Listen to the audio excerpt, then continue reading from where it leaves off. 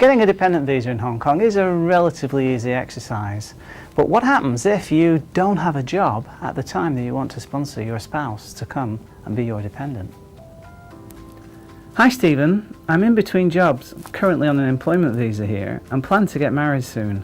Can you tell me if being in between jobs is considered to be a negative point when I apply for my wife's dependent visa for Hong Kong? Can such cases be rejected by the Hong Kong Immigration Department? Thank you. In order to be able to sponsor your wife for dependent visa permissions, you need to be able to show that you can conceptually put food on her table and a roof over her head, in addition to showing that in fact your relationship is a genuine one and that you are lawfully married.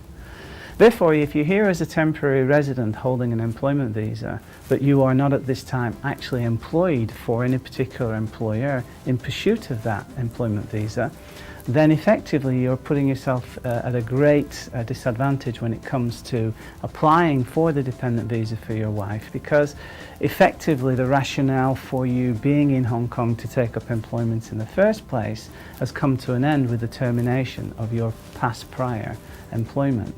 So you have the continuing privilege to reside, but you don't have any privileges to take up employment until you find a new employer and go through the process of changing your sponsorship to that new employer, or if you've decided that you want to establish your own business, making an application to change your visa category from sponsored employment through to business investment in your own right.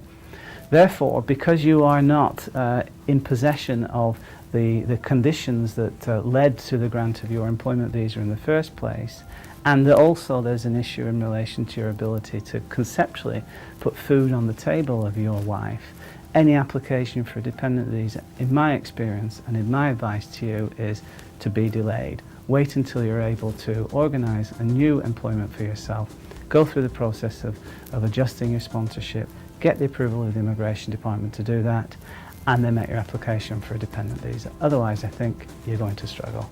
I hope you found this useful.